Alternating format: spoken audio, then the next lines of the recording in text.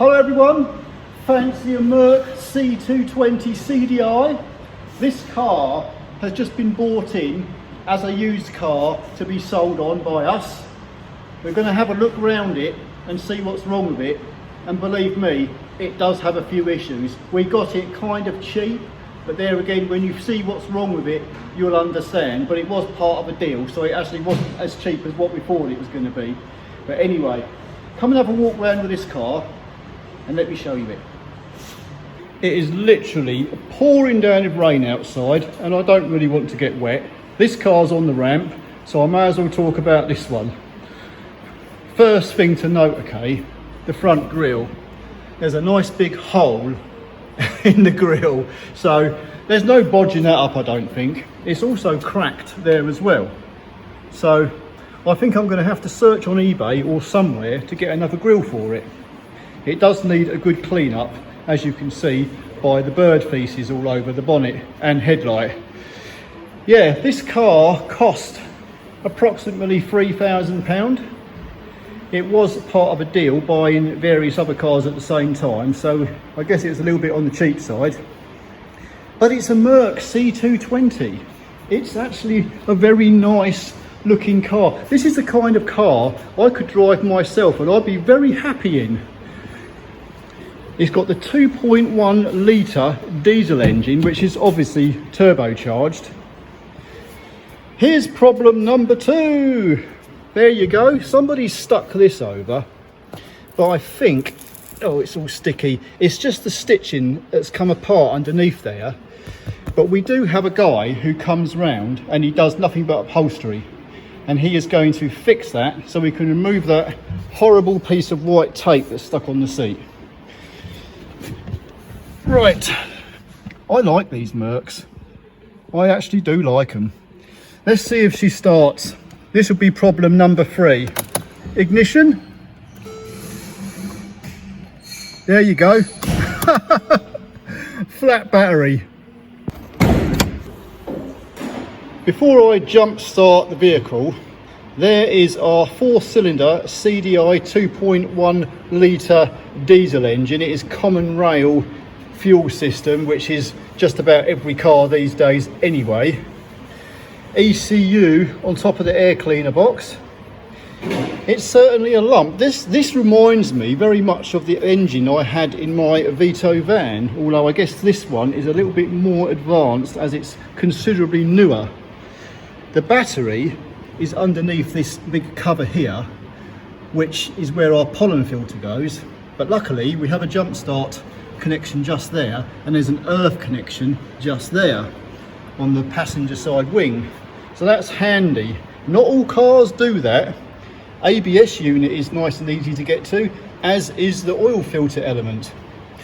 Apart from that, not really much else to see. The coolant looks okay, a tad low. I guess I better check the engine oil while I'm here. Yeah, nice and black as you would expect on a diesel, but it will have to have an oil and filter replacement anyway. I do advise, especially on these paper element oil filters, to replace them regularly, because these can get blocked and they get crushed in, then they cause you restrictions and all kinds of problems, and you could damage your engine. Fuel filter sitting right there, nice place to have it, at least it's accessible. I haven't heard much bad about these engines, and going by my Vito van, the engine was never a problem apart from the injectors leaking. That's the compression leaking past the copper washers, which, you know, it's a thing anyway. You can get that sorted out. Right, let's jump starter.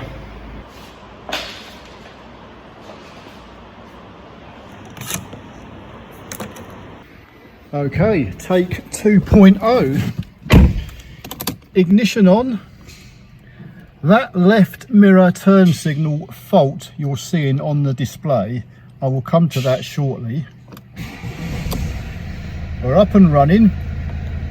This car has got 67,000 miles on the clock.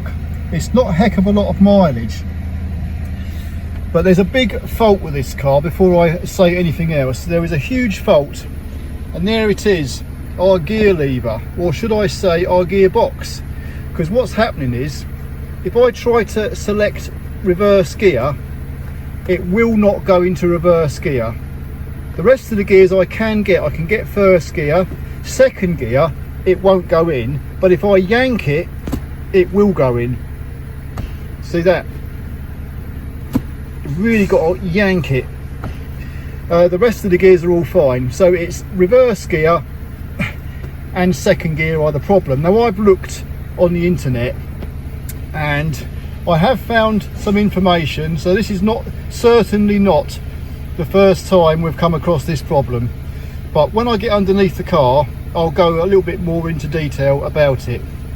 Apart from that, we have a sat nav on our screen, which is very good, apart from the radio, stereo and all that sort of thing. Our hazard switch, that's all basically our radio controls. We have climate control for either side of the cabin, which is really nice. A little ashtray there. I don't know who uses ashtrays anymore. We've got various cubby holes here, there and everywhere, so they can open up. I do like the seats.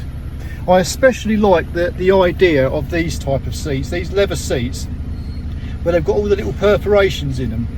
That will stop you sweating so much and sliding around in the hot weather. However, because this car does have air conditioning, that's obviously going to help quite a bit. The glove box is ample in there. Yeah, it's very nice. Obviously sun visors with mirrors and little lights, vanity mirrors I guess you'd call them. It's all very nice and refined in here. Very Mercedes-Benz, what you would expect from Mercedes. There's the 3-pointed star on the steering wheel. All the switches are very nice, apart from there's a little chip on that driver's one, so that's always had a little bit of use. But yeah, apart from that, very, very nice and chic in here. I'll have a quick walk around on the outside.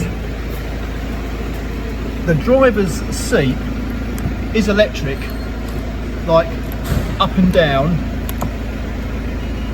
and the back goes up and down, but you have to have a separate lever underneath to actually make the seat go forwards and backwards. I don't know why they couldn't have just made it fully electric. Not bad. Nice little kick plate there.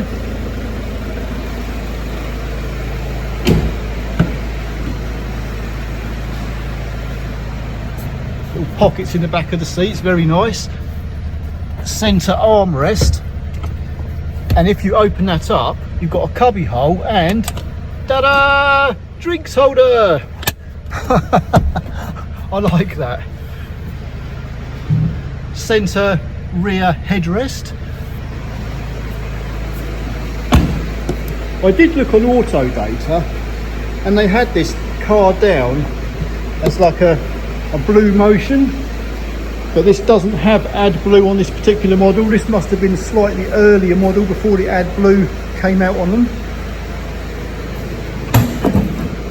Do you know, I always find that with Mercs, when you open the boot, they tend to fly up really quick. Like, if not careful, they'll take your chin off. That time weren't too bad. This handle's pretty handy though. You can tuck it on the top of your sill here, and it holds the mat up so you can get to your boot. There's a little secondary battery in there, that's not the main battery. A skinny spare wheel, which is a space saver, get you home sort of thing, and toolkit. Obviously little pockets on the passenger side. Warning triangle in the boot, as comes standard on Mercedes. Nice. Chrome tailpipe. I would certainly drive around in this car quite happily. I like it. I've always been a kind of little fan of Mercedes anyway, so I'm a little bit biased here. Now I'm going to show you this mirror, because what's happening is the indicator side repeater is not working, and that's an LED unit. You get a little trim tool at the bottom here all the way around, and you prise this up. I did remove the mirror anyway. You just prise the mirror out because it just fits on these little 4 pieces and it clips on. You have to prise it. You've got to be careful taking the mirror off. I have got the mirror in one piece here. See that? And it just kind of pushes on. But once you've prized around here, this whole piece here lifts up, and that's it. There is our LED inside, which I'm going to unscrew and fit a new one. And obviously, before I actually replace that side repeater, because we could have a wiring problem here, I put our hazard lights on, and I shall check to make sure we've actually got a live and an earth. And this is the terminal for our side repeater. So if I put that like that, there we go. That's our live. That's showing our indicator that it's working, and the other terminal is our earth. So we know that the electrics are fine. Well, we managed to purchase a new side repeater from Millfield Autos in Peterborough for £48. So I should pop this in. It's only like 2 little screws that actually hold it in, and it sort of like clips in. A little bit fiddly, you've got to be careful getting it out though. We're all screwed in. Let's see if she works.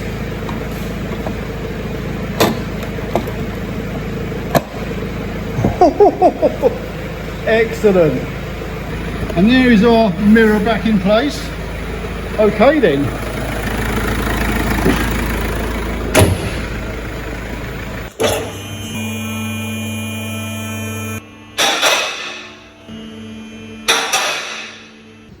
Now I have already been underneath here. If anybody knows their Mercedes, you will know that the entire underside of these vehicles are completely covered in plastic panels from front to rear. I have removed the plastic panels which go down both sides and all through the middle. I've taken all these panels off for the very fact that I'm going to have to remove the prop shaft, or at least drop it down so I can get the gearbox out, which is just there. I've never had one of these gearboxes out myself. I'm about to find out, but won't be today, because I've actually ordered the gearbox, which is around about £450. The way we saw this was, if I was to send this gearbox away for repair, it would cost considerably more than that. So the gearbox I've got has got 65,000 miles on it, so they say, and you wouldn't expect nothing to be wrong with it, even though this car's done 67,000 and the gearbox has got a problem. But what I've basically heard on the internet is that something breaks inside the gearbox to do with the reverse gear, and it affects second gear, because there's a few other people talking about the very same problem. So I've read all that. I've checked the selector mechanism and all that, and I know that's fine. So I'm know for sure now our problem is within the gearbox. So I'm just going to replace this gearbox and hope for the best. They also say that this DPF, you haven't got to remove it. So I'm kind of figuring if I get some new clamps and undo it like there, drop the exhaust down, then the engine should tip down enough to actually allow me to get to the top bolts and maybe pull the gearbox out. But that'll be for another day. I'll probably update you on how it goes. As the rest of this car goes, the front tyres aren't great on the edges. They're just about okay, but to sell this car, they'd have to be replaced anyway. The front anti-roll bar drop links, the boot covers there, they are split and grease is coming out of them. So they need to be replaced. I have looked over the suspension and the rest of the suspension is okay. The front brake pads are in really good condition. I haven't actually found anything else wrong. It looks like a pretty solid, sound car from what I can see. I noticed, however, you've got the brake pipes front to rear. They run down the passenger sill, and you will never see them because it's covered with a big plastic panel. So if they were to rot out, you'd never know. But anyway, that's what it is. As far as the back end goes, the differential there, rear drive shafts, springs, suspension arms, brake hoses, metal brake pipes, everything that I could look at. I cannot fault it. It all looks in very good condition. It looks like a pretty genuine old motor. So I think what's happened to this is, for some reason, I don't know the reason why, but for some reason that gearbox has gone faulty and whoever owned it has decided to get rid of it. Simple as that. They didn't want to spend the money on it. And I thought, you know, for £450 for another gearbox, that's not too bad. I thought that was pretty cheap. And to be honest with you, I mean, I've taken gearboxes apart. I can do a Mondeo gearbox, no problem. But I think you would need some specialist tools and knowledge to actually take this gearbox to pieces. So I don't actually fancy attempting it. So, and there again, it's just cheaper just to replace it. But no, underneath this car, looks good. The bodywork's all good. There's a few little tiny little dents and scuffs here and there, but when I actually go round the car, it pretty much looks in very nice condition. The paintwork's good. Once this has been polished up, it will look ever so nice, and I'm sure it will fetch a good price on the sales lot. But we'll get it all fixed up anyway, and when I get this gearbox out, I'll update you on that anyway and let you know how it's going. Well, I didn't want to go too far into this car because I have work to actually do to it. But next week when I get the gearbox out, I will give you an update on what kind of a job it is to remove the gearbox. I'm hoping it's not too bad. From what I've heard, it's not a bad job. We'll find out. Anyway, after that, we shall finish off the little bits and pieces. It needs wiper blades, front tyres, and a flipping good clean up. And I reckon that'll probably do it. Then they can go on the sales lot. I don't know what kind of price it's going to go up for yet. I will let you know later. But anyway, everybody, thanks for watching. I guess I'll see you all in the next one. Adios.